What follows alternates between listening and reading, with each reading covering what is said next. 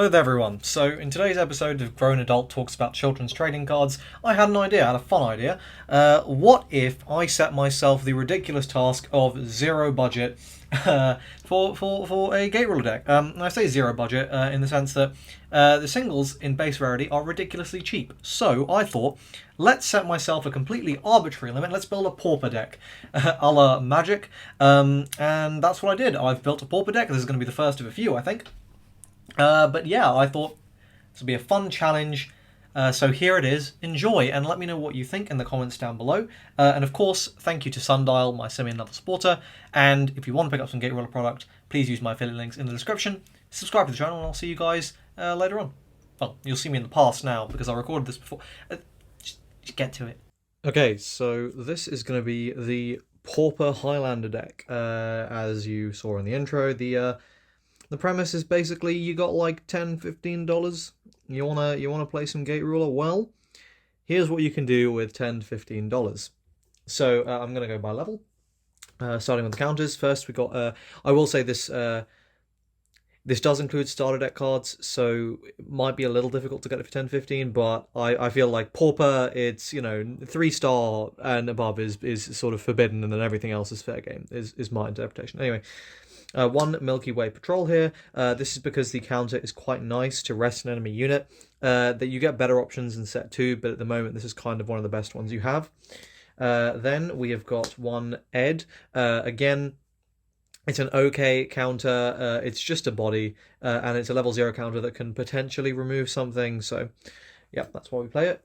This is definitely one of your best counters, which is Fell Wolverine. This is essentially like saying heal 3 or heal 4 because it's going to block an attack. So this is a really, really nice one. Then we got Absolute Zero Field.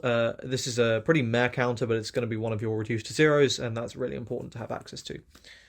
Then we've got Rite of Grand Ablution. This is your out to zap, zap, zap. It can keep some of your stuff alive.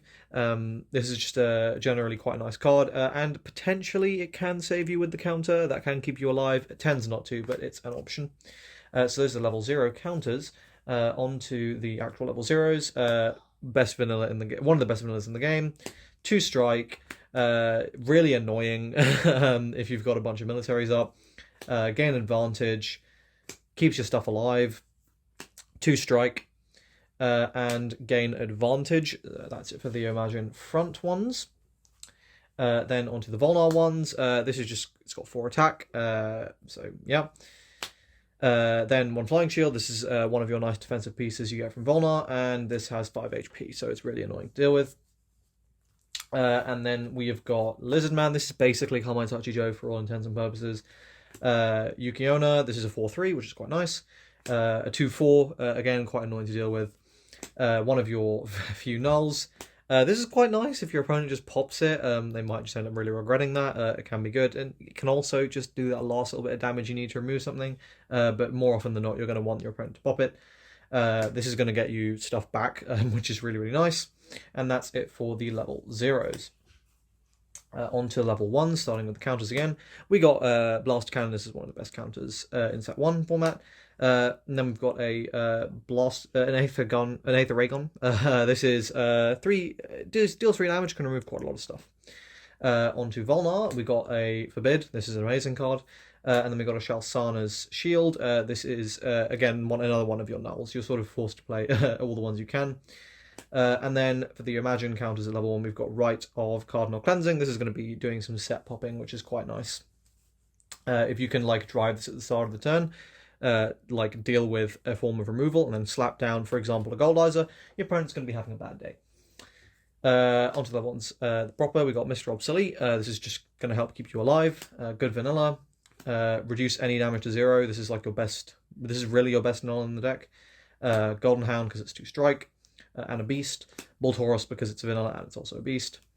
Then we got Cimmerian because it's also a beast and quite a nice vanilla. Innovator to put your counters back. Best vanilla in the deck.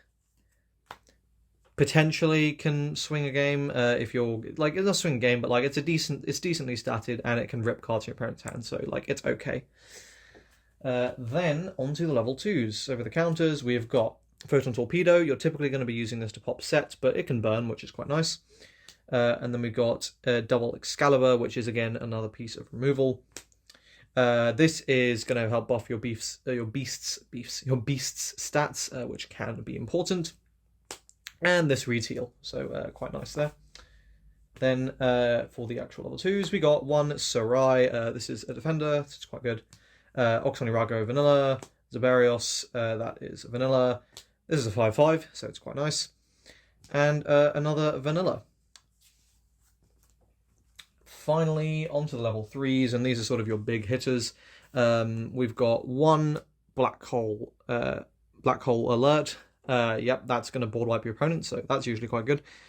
One Honoi Kazuchi. This is one of your, this is one of your better cards. It's giving you access to removal, and it's reasonably well statted. One Rex, 7/7's good. If you hit the counter and it saves you the game, you are a jammy bastard, but fair play. So that's quite good as well. Goldizer, because, Goldizer. And then the only two non-Pauper cards, which I think it's sort of fair to allow, are the Legends, and I'm going to play Annexator and Koga. Annexator, because stealing level 2s is actually really nice, and Koga to stack whatever you need. So yeah, there we go. That's the Pauper deck. How good is it? Well, I mean, it's not fantastic, but I think in a Pauper only format it could be quite fun. Paupers and Legends. I think that would be a fun format to try, and I'll probably give it a go with my mates. So yeah, thanks for watching, and I'll see you in the next one. Cheers.